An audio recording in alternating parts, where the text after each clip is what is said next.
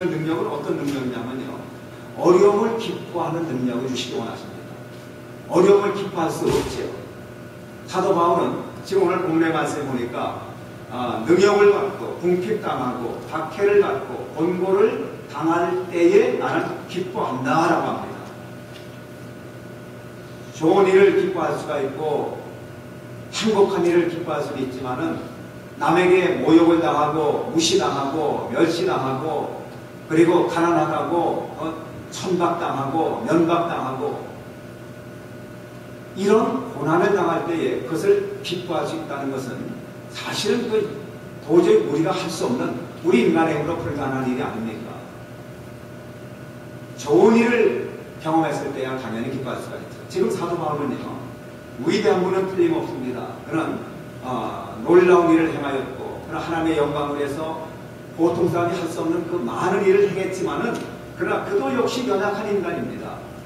위대하긴 해도요, 위대한 분이라고 해서 가난을 기뻐하고 남에게 무시당하고 멸시당하는 것을 좋아할 사람 아무도 없습니다. 여러분 엘리사 아시죠? 엘리사는 능력이 많은 선지자였습니다. 그런데 좀 머리털이 너무 빨리 빠져가지고 머리털이 아마 없었던 모양이에요. 그래가지고 이 동네 아이들이 엘리사를 쫓아다니면서 대머리여 대머리하고 놀리니까 이 고매한 하나님의 위대한 종 엘리사가 화가 머리 끝까지 났습니다. 그래가지고 하나님의 이름을 불러가지고 그냥 그 아이들을 저주를 해버렸어요. 43명이나 되죠? 42명이죠. 42명이나 되는 아이들을 너무나 화가 나니까 자기가 대머리라는 것만 해도 컴플렉스인데 그걸 쫓아다니면서 아이들이 막 대머리가 너무 화가 나니까 굶기가 그냥 참지 못해가지고 저주하니까 암컷 2마리가 나와가지고요, 그 42사람의 사람들 아이들을 다 찢어서 죽여버리잖아요. 아무리 위대한 사람도요, 자기 감정의 분노가 일어날 때 기뻐할 수 없습니다. 그 분노를 표현해야만 그게 당연한 일이고 그렇게 참을 수 없는 것이 우리 인간. 우리가 배우가 아닌 이상 우리는 우리의 감정을 속이기가 참 힘이 듭니다. 그러면 사도 바울이 복음을 전하면서 굉장히 궁핍하게 살았어요. 복음을 전하면서 많은 능력을 받았어요. 능력을 받는다는 것은 아주 당할 수 없는 어려움을 당하는 겁니다. 모욕을 당하고 매맞고 그리고 무시당하고 감옥에 갇히고 그런 능력을 당하는데 그 능력 당하는 것을 주님을 위해서 내가 기뻐한다라고. 아무리 주님을 위하는 사람이지만 자기 감정이 왜 없겠습니까? 그런데 사도 바울이 기뻐했다 하는 것입니다. 바울이 우리와 다른 감정의 소유자라면은 바울은 특별한 분이 있다 그럴까 보다 하지만은 바울 역시 부족한 인간입니다. 바울이라고 해서 뭐 대단한 인물은 아니었어요. 바울을 이 시대에 저와 여러분과 함께 이 장소에 예배를 드리는 어떤 분으로 함께 있다고 한다면 그분도 저나 여러분과 별과 다를 바가 없는 분입니다. 그분도 화가 날 때 분노하고 슬플 때 탄식하고 두려움이 찾아올 때 두려워할 수밖에 없는 그런 연약한 심성을 가진 인간이었습니다. 그러나 그분의 독특한 점이 뭐냐면은 우리에게 오늘 본문의 말씀을 통해서 내가 약할 때 기뻐했다, 능력받을 때 기뻐했다, 그리고 궁핍할 때 기뻐했다. 아니 세상에 궁핍한 것을 기뻐할 수 있다는 것은 말이 안 되잖아요. 약한 것을 기뻐하는 건 말이 안 되잖아요. 사도 바울이 무슨 연유 때문에 그런 어려움을 기뻐할 수가 있었던가라는 것입니다. 선한 일을 하고 나서 그것 때문에 받는 고난에 대한 보상이 반드시 있다는 것을 바울은 경험을 통해 나옵니다. 믿음을 통해서 알았던 거예요. 자기가 그렇게 한평생 주님을 향해서 봉사하고 주님을 향해서 정말 많은 영혼을 하나님께 인도했지만은 거기에 대한 보상, 특별히 현실적으로 돌아온 보상은 거의 없었습니다. 그는 평생 동안 천막을 기우면서 자기가 스스로 돈을 벌면서 일을 하면서 애써 수고하면서 그러면서 전도 생활했고 그러면서 자기 자비를 들여서 끊임없이 하나님의 일을 했어요. 그런데 하나님을 한 그 일에 비교해서는 사람들이 너무너무 냉담했습니다. 같은 동족인 유대 사람들은 바울을 시기하고 질투하고 미워했어요. 그런 거 있잖아요. 똑같이 일어나서 집을 누가 먼저 사면은 배 아파하는 것이 바로 친구 아닙니까?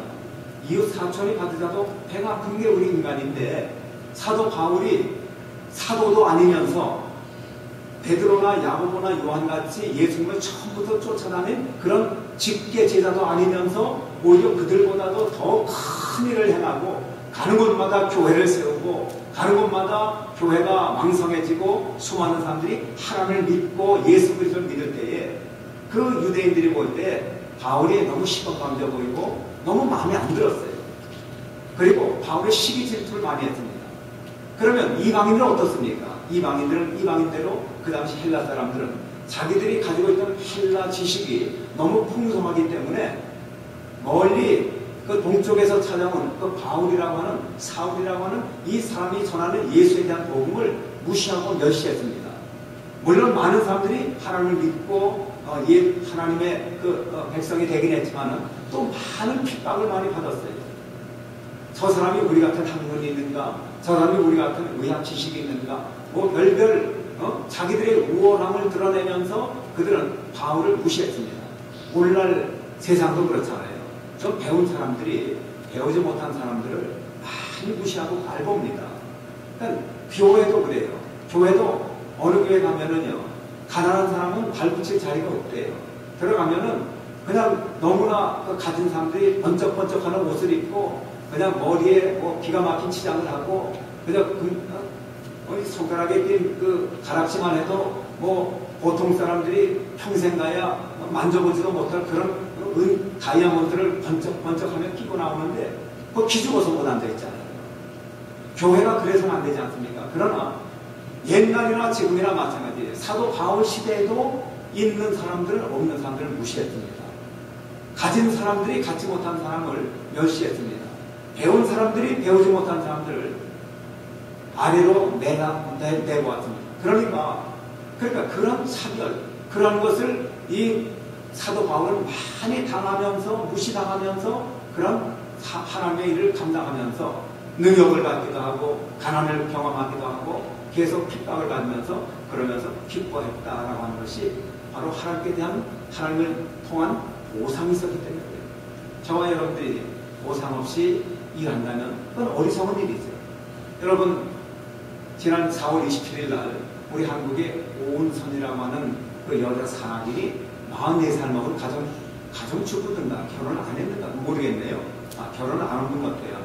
근데 이분이 히말라야의 그 안나푸르라고 하는, 푸르나라고 하는 그 히말라야의 아주 높은 산을 등정을 해가지고 이제 한국에 정말 기쁜 소식이 일어났습니다. 왜냐하면은 여성 최초로 에베레스트 그 히말라야 산에 8,000m 이상급 되는 그 산봉우리를 이분이 여성 최초로 세계 다른 뭐 스페인이나 포르투갈이나 어떤 유럽의 그 알프 산맥에 있는 그런 어떤 유럽인들, 어떤 다른 여성들을 다 통틀어도 첫 번째로 14번째 그 모든 봉우리를 다 정복한 상태였거든요.